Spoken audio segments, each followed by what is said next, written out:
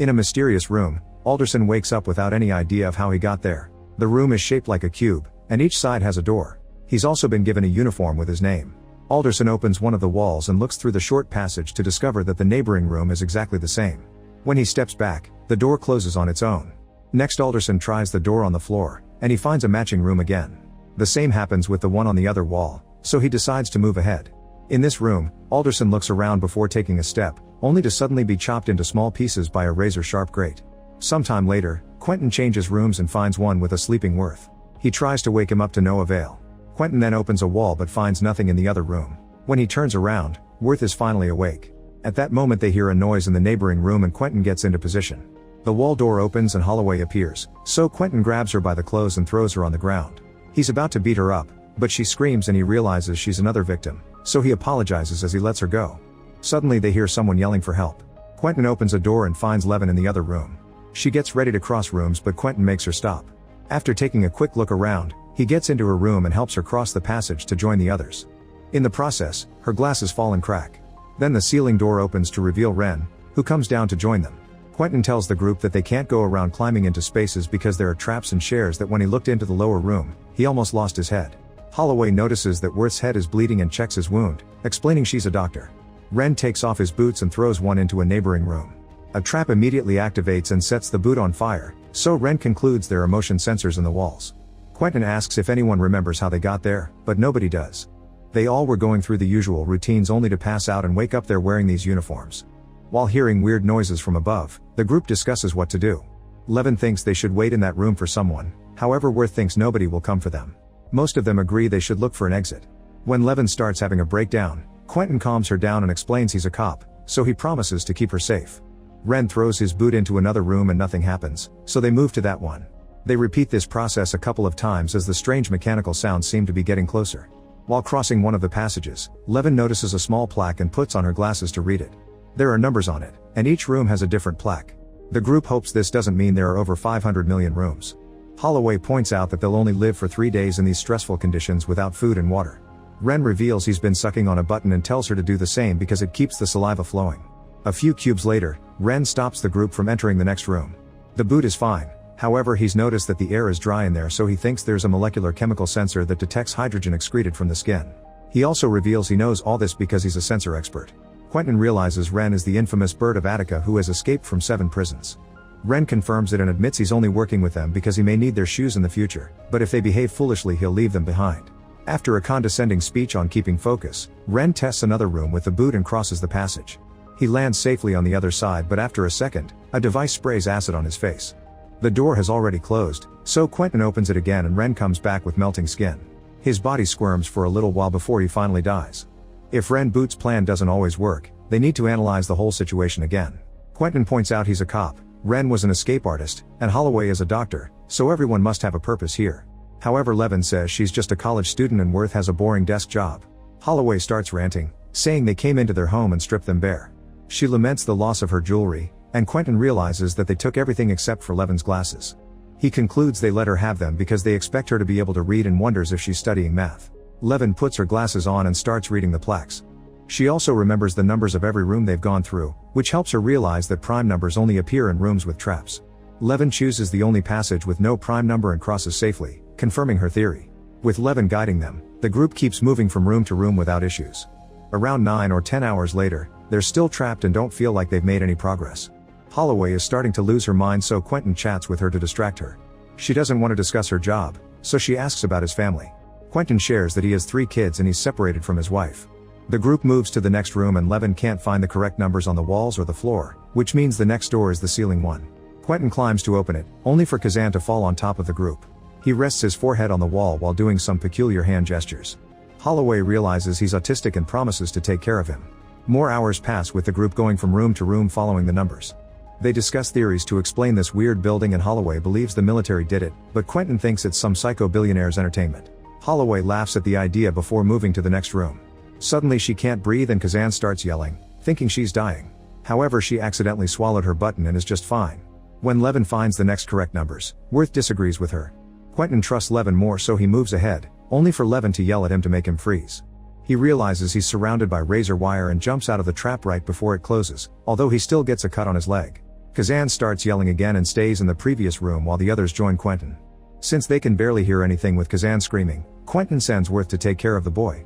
Then he tells Levin and Holloway that he's suspicious of Worth because he knew this room wasn't the right one. When Worth comes back with Kazan, the group decides to have a break since Levin's system can't be trusted anymore. Levin starts making a bunch of calculations and Kazan pees in a corner.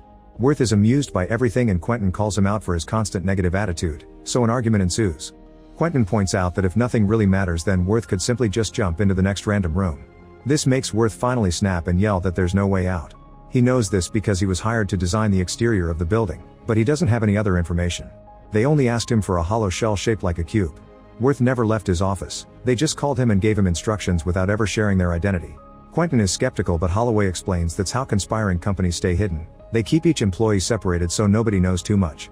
She starts ranting against the system and the government, however Worth thinks it's a headless blunder that only appears to be a master plan. He theorizes that nobody is watching them and it's just a forgotten project that some employees are still using just to get their paychecks. His conclusion is that everything is pointless, which leaves everyone in philosophical despair.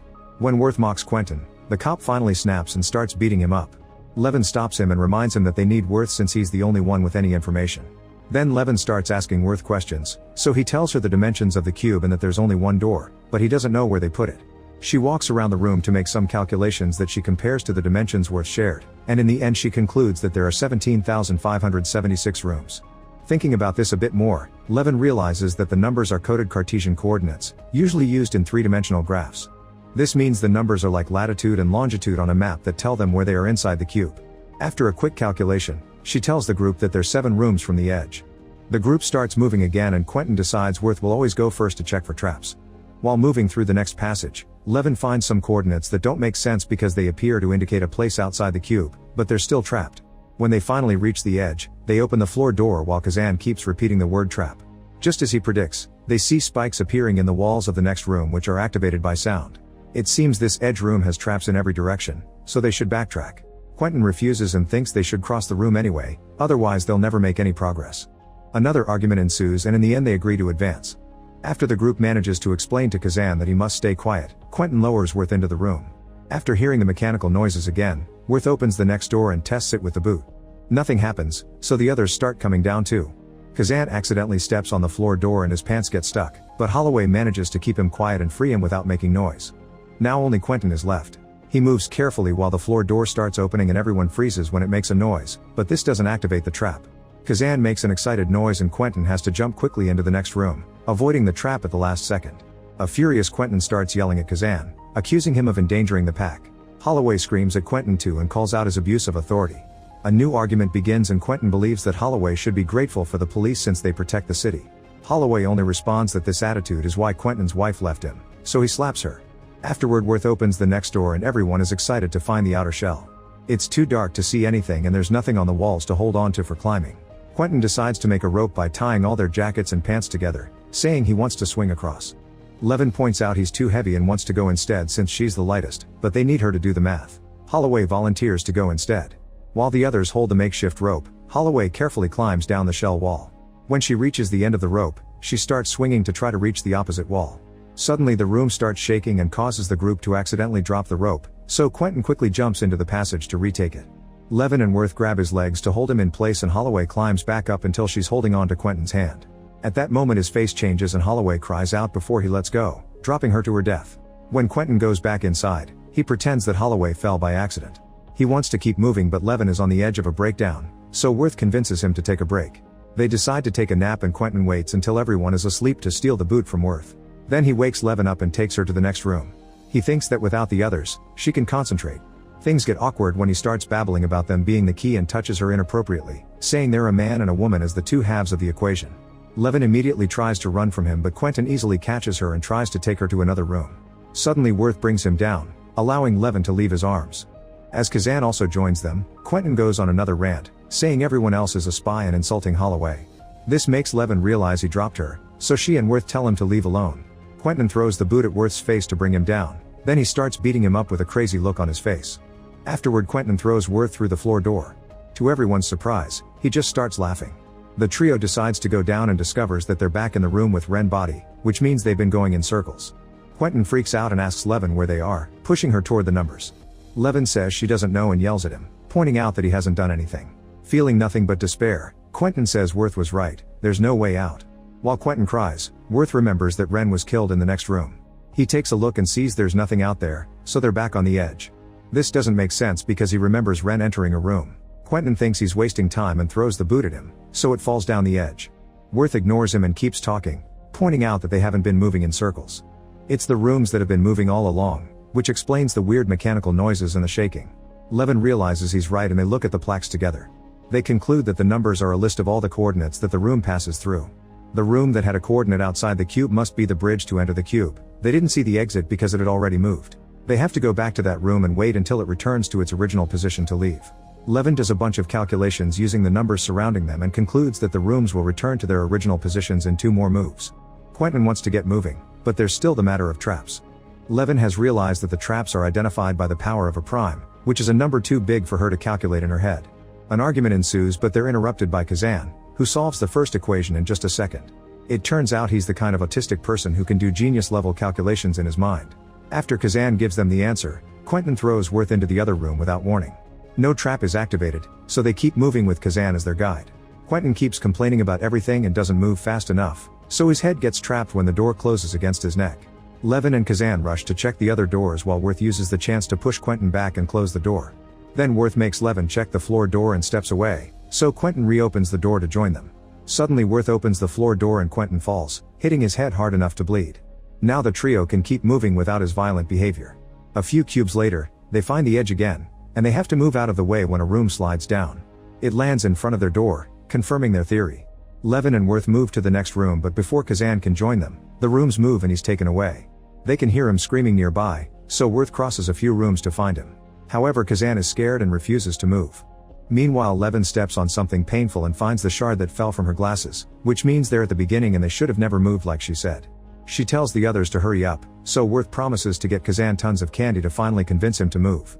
The trio reunites right before the room moves again. Levin checks the door but there's nothing, so they wait for the next move. After the room shakes again, the group moves to the next one and Kazan rushes to find the right numbers. When he opens the right door, they finally see sunlight. However, Worth refuses to leave because he has nothing to live for and thinks the only thing outside is boundless human stupidity. Levin tries to comfort him, but she's interrupted when she's suddenly stabbed in the chest. Quentin is back and has used a doorknob to kill her. A furious Worth tackles and the men start fighting, but Quentin quickly stabs Worth too. The room is starting to shake, so Kazan opens the exit and leaves. Quentin tries to follow him but Worth grabs his legs to keep him back. When the room moves, Quentin is crushed to death. Worth collapses and moves to die next to Levin while Kazan walks to his freedom. Make sure to subscribe and turn on notifications so you can watch more videos like this. Thanks for watching.